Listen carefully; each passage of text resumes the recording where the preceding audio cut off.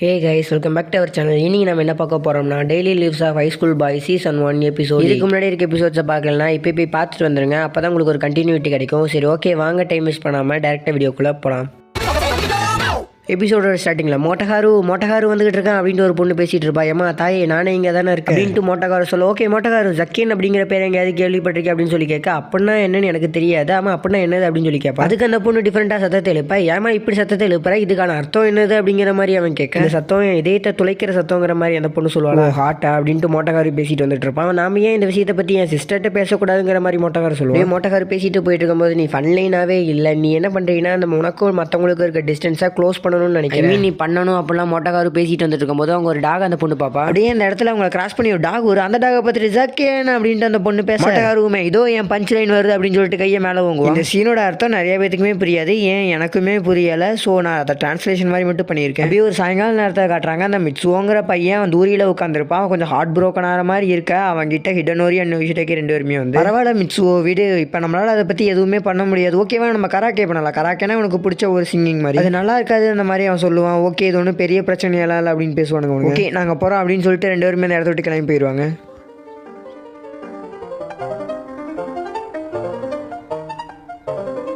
அப்படியே சாயங்காலம் இரவாகி போக யோசிடாகே அண்ட் ஹிடனோரி ரெண்டு பேருமே பின்னாடி இருந்து மிட்சுவை எட்டி வச்சு, டே முட்டால் 4 மணி நேரம் ஆயிடுச்சுரா. ஒரு விஷயத்தை சொல்கிறது ரொம்பவே ஸ்ட்ரேஞ்சாக இருக்குது. நான் ஒரு ஹை ஸ்கூலர் தான், பட் ஹை ஸ்கூலர்ஸ் இருக்க பக்கமே எனக்கு பிடிக்காது அப்படிங்கிற மாதிரி அவன் சொல்லுவான். அப்போ மிட்சுவமே ஓகே, என் பிரச்சனை என்னதுன்னா அப்படின்ட்டு அவன் பிரச்சனை என்னதுன்னா அவன் 18+ வீடியோ பார்ப்போம் இருக்குது. அவன் வீட்டில் மாட்டிக்கிட்டான். இதை கேட்டால் அவனுக்கு ரெண்டு பேருமே என்ன அது அப்படின்னு சொல்லி பயங்கர ஷாக் ஆவானுங்க. அப்படியே யாரோ ஒருத்தரோட வீட்டில் கட்டுறாங்க. அதில் அப்படியே ஹிடனோரி அண்ட் யோசிடாகே ரெண்டு பேருமே உட்காந்துருக்கா. ஹிடனோரி டேபிளில் உட்காந்து யோசிடாகே கிட்ட நான் சமீபத்தில் ஒரு காமிக் படித்தேன். அதை படிக்கும்போது நம்ம வயசு பசங்க என் கூட கொஞ்சம் பேர் இருந்தாங்க அப்படின்ட்டு அங்கே நடந்த ஒரு சின்ன எக்ஸ்பீரியன்ஸ் ஷேர் பண்ணிட்டு இருக்கும்போது, ஸோ அதனால் என்ன அப்படின்னு சொல்லி அவன் கேட்பான். எதுவுமே ரியலாக நடக்காதுல்ல அப்படின்னு சொல்லி யோசிடாகே சொல்லுவான். நீ சொன்னது உண்மை தான், எதுவுமே ரியலாக நடக்காது, பட் இது ரியலாக நடந்திருக்கு. நான் சொன்னமாக ஒரு காமிக் எழுதியிருக்கா அப்படின்னு சொல்லிட்டு ஹிடனோரி யோசிடாகே கிட்ட தருவான். அதை வாங்கி எப்படி யோசிடாகே படிச்சுட்டு அதில் இருக்க ஜோக்ஸை பார்த்து உனக்கு இந்த மாதிரியான ஜோக்ஸ் தான் பிடிக்கும் அப்படின்னு சொல்லி கேட்க. பர்சனலாக பேசுறதை நிறுத்து, இந்த காமிக் எப்படி இருக்குன்னு மட்டும் சொல்ல அப்படின்னு சொன்னோம். நீமே யோசிடாகே எனக்கு ஹானஸ்ட்டாக சொல்லணும்னா இந்த மாதிரி ஜெனரே பிடிக்காது, பட் ஆனால் இது அப்படின்ட்டு கொஞ்சம் சலிப்பாக பேசிட்டு ஓகே அப்படியே குறையா சொல்லிட்டு இருப்பான். இது வியடாக இருக்குது, ரொம்பவே வியடாக இருக்குது. இதை கேட்ட ஹிடனோரி ரொம்பவே கோவப்பட்டு யோசிடாகே அப்படி இப்படின்னு தூக்கி போட்டு அடிச்சு, கிட்ட கேட்டது ஏன் தப்பு தான், மூடிட்டு போடா அப்படின்னு சொல்லிட்டு ஹிடனோரியுமே அந்த இடத்த கிளம்பிடும். பட் அவன் போனதுக்கப்புறம் யோசிடாகே நான் உன்னை சேர் பண்ணுறேன், இதுக்காக நீ போ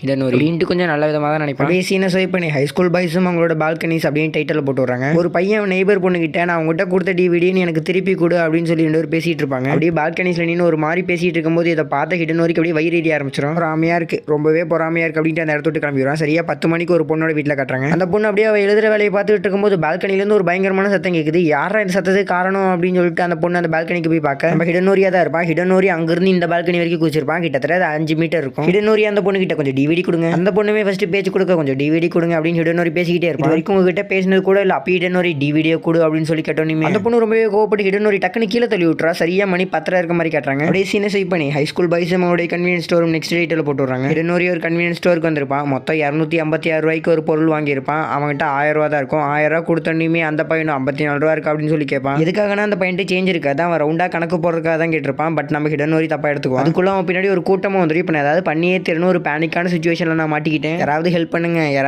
அப்படின்னு நான் மனசில் நினச்சிட்டு இருக்கும்போது அப்படியே ரைட் சைடு திரும்பி பார்க்கும்போது அங்கே மேனேஜர் இருப்பான். ஐயோ, இந்த மேனேஜர் பார்க்கறதுக்கு ரொம்பவே பயங்கரமாக இருக்கானே, இதற்கு இது மிஸ்டேக் இருக்குது, நான் ஏதாவது சொல்லிட்டேன்னா அடுத்து என்ன நடக்க போகுதுங்கிறது தெரியலையே அப்படின்னு சொல்லி அவன் யோசிச்சுட்டு இருப்பான். அந்த பச்சை கலர் டிஷர்ட் காரை இன்னும் கொஞ்சம் பீப்பிள்ஸ் அட்டன் பண்ணிக்கிறேன் அப்படின்னு சொல்லிட்டு மறுபடியும் இன்னொரு பில் கவுண்டருக்கு வந்து நிற்பான். அவனோட சட்டையில் ட்ரெயினி அப்படின்னு சொல்லி எழுதிருக்கான். அடச்சே, அவன் சார் ட்ரெயினர், இவனுக்கு அப்படி பயந்துட்டேன் அப்படின்னு யோசிச்சுட்டு இருப்பான். அதுக்கடுத்து ஹிடனோரிக்கு என்ன நடந்துச்சு, ஹிடனோரி எப்படி தப்பிச்சா அப்படிங்கிறத காட்டல, நீங்களா வேணும்னு இமேஜின் பண்ணிக்கோங்க. அதுக்கடுத்து டாடகுனி வந்திருப்பான். அவனும் இதே பிரச்சனையில் மாட்டியிருப்பான். இவனுங்க பொழப்பே இதுதான் போல. கடைசியை சைட் பண்ணி ஒரு மரம் இருக்க மாதிரியான ஒரு லாங் கிராஸ் ஏரியாவை காட்டுறாங்க. அந்த இடத்துல டாடகுனியோட தங்கச்சி ஹிடனோரி அண்ட் மோட்டகாரு 3 பேருமே இருக்காங்க. அங்கே என்ன நடந்துக்குன்னா, டாடகுனியோட தங்கச்சி ரொம்பவே எக்ஸைட் ஆனதுல அங்கே இருக்க பேக் வந்து அந்த மரத்தில் மாட்டிக்கும். அந்த பேகை எடுக்க ஒருத்தர் மேலே ஒருத்தர் ஏறி எடுத்துடலாம் அப்படின்னு சொல்லி பிளான் போடுவாங்க. ஃபர்ஸ்ட் டாடகுனியோட தங்கச்சி மேலே ஹிடனோரி ஏறடே நீ வெயிட்டா இருக்கடா அப்படின்ட்டு அந்த பொண்ணு சொல்லும். ஓ அப்படியா, ஒருவேளை நீ ஏன் மேலே ஏறினா நீ போட்டிருக்கிறது ஸ்கர்ட்ஸு, ஸோ என்ன நடக்குங்கிறது உனக்கே தெரியும்.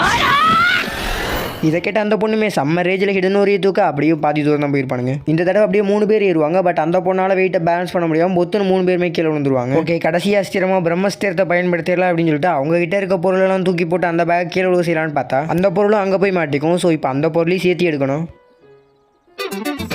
அப்படியே மறுபடியும் சீனை சேவ் பண்ணி டாடகுனியோட வீட்டில் தான் கட்டுறாங்க. டாடகுனி, ஹிடனோரி அண்ட் யோஷிடாக்கி 3 பேருமே இருப்பாங்க. யோஷிடாக்கி ஹிடனோரி கிட்ட ஹிடனோரி உனக்கு இப்போ ஏதாவது பண்ணணும்னு போல இருக்கா அப்படின்னு சொல்லி கேட்க, ஹிடனோரியுமே எதுக்காக இப்படி இந்த கேள்வி கேட்குறீங்க? ஆமாம் எனக்கு பண்ணணும்னு போல இருக்கு, என் பேண்டில் உற்சாக போகணும் போல இருக்கு அப்படின்னு சொல்லுவோம். இதை கேட்ட டாடகுனிலாம் மனசே விட்டுரும். இல்லை வேறு ஏதாவது இருக்கா அப்படின்னு சொல்லி கேட்டோன்னே இருக்கு, ஒரு முழு கேட்க நான் ஒருத்தனா சாப்பிடணும்னு சொல்லி ஆசையாக இருக்குது அப்படின்னு சொல்லுவோம். உடனே அவனுக்காக கேட்க வேண்டிய வந்து கொடுத்துருவானுங்க. டே நண்பர்களா இதுக்காகடா இது அப்படின்னு சொல்லி கேட்டேன், இன்னைக்கு பர்த்டேடா அப்படின்னு சொல்லுவாங்க. ஆஹா எனக்கு சூப்பரான நண்பர்கள் கிடச்சிருக்காங்க அப்படின்னு சொல்லிட்டு இருப்பான். அந்த கொஞ்சோண்டு ஸ்வீட் ஸ்டஃபை சாப்பிட்டு டே எனக்கு இன்னொரு ஆசை இருக்குடா, என்னதுனா பை த்ரோவிங். பைனா கேக் டைப்பில் ஒன்று, அந்த பையை மூஞ்சில தூக்கி அடிக்கிறதான் பை த்ரோவிங்னு சொல்லுவாங்க. ஸோ அதுக்கு தகுந்தபடியே ஹிடனோரியுமே கேட்க தூக்கி அடிப்பான் மூஞ்சில. அப்படியே சீனை சேவ் பண்ணி அடுத்த நாள் தான் காட்டுறாங்க. ஹிடனோரி அண்ட் யோஷிடாக்கி 2 பேரும் ஸ்கூலுக்கு நடந்து போயிட்டு இருக்கும்போது யோஷிடாக்கி ஒரு புக்கில் இருக்க ஹோரோஸ்கோப் பற்றி ஹிடனோரிட்ட சொல்கிறா. ஹோரோஸ்கோப்னா என்னதுன்னா சன், மூன், எர்த், அதை வச்சு அன்றைக்கான நாள் எப்படி இருக்கும் அப்படின்னு சொல்லுவாங்க. கிட்டத்தட்ட ஜோசியம் மாதிரி. அந்த ஹோரோஸ்கோப் படி இன்னைக்கு அவனுக்கு 2 பேருக்குமே ஒரு ஒர்ஸ்ட் டேவாக இருக்கும் அப்படின்னு வந்திருக்கு. அப்படியே அவனுக்கு 2 பேர் பேசிட்டு போயிட்டு இருக்கும்போது ஹிடனோரியோட உதட்டில் ஒரு பி வந்து உட்காரும். அதை கையில் அடிச்சா இந்நேரம் அந்த பி செத்துருக்கும். பட் ஹிடனோரி அவன் புத்திசாலித்தனத்தை பயன்படுத்தி அந்த பியை வந்து அவனோட ஃபேஸில் இடிக்க வச்சு கொள்ளலான்னு பிளான் போட்டிருப்பான். கரெக்டாக அந்த வழியில் மோட்டோகார் நடந்து வந்துட்டு இருப்பான். மோட்டோகாரை பார்த்து அவனுங்க மோட்டோகார் இப்போ நீ பார்த்த காட்சிக்கு வந்து வேற ஒரு அர்த்தம் இருக்குது அப்படின்னு சொல்லிட்டு இருக்கும்போதே மோட்டோகார் அவனுங்கிட்ட காசு நீட்டி எப்படியோ அந்த பியாலும் உங்களோட ஃபர்ஸ்ட் கிஸ் நிறைவேறிச்சு அப்படின்னு சொல்லுவான். இதை கேட்ட ஹிடனோரி என்னடா சொன்னா அப்படின்ட்டு மோட்டோகார் அடிச்சு நாக் அவுட் பண்ணிடுவான். லேட்டரா மறுபடியும் அவனுக்கு அப்படியே பேசிட்டு போயிட்டு இருக்கும்போது மறுபடியும் ஹிடனோரியோட உதட்டில் வந்து அந்த பி உட்காரும். மறுபடியும் ஹிடனோரி அந்த பியை அந்த மாதிரி கொள்ளலாம் அப்படின்னு சொல்லிட்டு போகும்போது கரெக்டாக அந்த இடத்துல கரசாவா வந்துடுவான். வந்தா கரசாவா அவன் வந்து ஸ்ப்ரே வச்சு அவங்க 2 பேரும் மூஞ்சில அடிச்சிருவான். இன்னைக்கு உண்மையாலுமே ஒர்ஸ்ட் டே தான் அப்படின்னு 2 பேருமே சொல்லுவாங்க. அப்படியே சீனை சேவ் பண்ணி மோட்டோகார்ட்ட தான் காட்டுறாங்க. மோட்டோகார் அவங்களை எதிர்த்து ஹியூமனிட்டி ஜெயிக்குமா?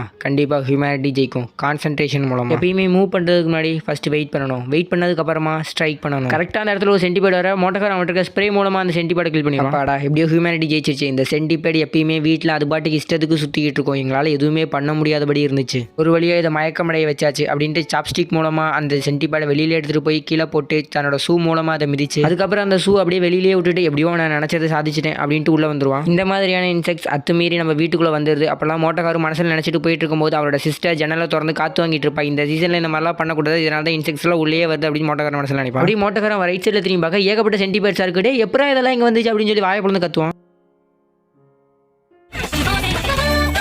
எக்ஸாம் ரிசல்ட் வந்து போஸ்ட்போன் ஆயிடுச்சு. ஸோ நீ தான் ஃபஸ்ட்டாக இருப்பேன்னு சொல்லி தானே வந்தேன், நான் தான் செகண்டாக இருப்பேன். ஆனால் பட் எனக்கு படிக்கிறதுல அந்தளவுக்கு இன்ட்ரெஸ்ட் இல்லை. அந்த பொண்ணு வன்மத்தெல்லாம் கக்கிட்டு இருப்பான். நான் கராத்திலே பெஸ்ட்டாக இருப்பேன், ஸோ நம்ம கராத்தே சண்டை போடலாம் அப்படின்னு சொல்லி அந்த பொண்ணு கூப்பிடுவோம். அந்த பொண்ணு வச்சு கிக்கெலாம் குடிச்சதெல்லாம் வாந்தி எடுத்துருவா. ஆக்சுவலாக நான் கராத்தேவே எப்பயோ குயிட் பண்ணிட்டேன், வா நூடுல்ஸ் சாப்பிட்ற போட்டி வச்சுக்கலாம் அப்படின்னு சொல்லி கூப்பிடுவோம். நம்ம தலைவன் நருட்டோக்கு பிடிச்ச ராமன் நூடுல்ஸாக சாப்பிட்றாங்க. அந்த பொண்ணு எப்படியோ சாப்பிட்டு முடிச்சிருவா. ஐயோ என்னடா இதுலேயும் இவ்வளோ பாரா இருக்கா? அப்போ அந்த பொண்ணு இது எல்லாமே என் பிளானோட பார்ட் தான் அப்படின்ட்டு எய்சன் மாதிரி பேசுவா. ஓகே அதெல்லாம் இருக்கட்டும், ஆமாம் நீ யாரு அப்படின்ட்டு அந்த பொண்ணு கேட்பா. உடனே அந்த பொண்ணுக்கு ரொம்பவே அசிங்கமாக போயிடும். என்னடா இந்த பொண்ணை நம்ம ஆப்போனண்ட்டாக நினைக்கிறோம், பட் இந்த பொண்ணுக்கு நம்ம யாருன்னு கூட தெரியல அப்படின்ட்டு.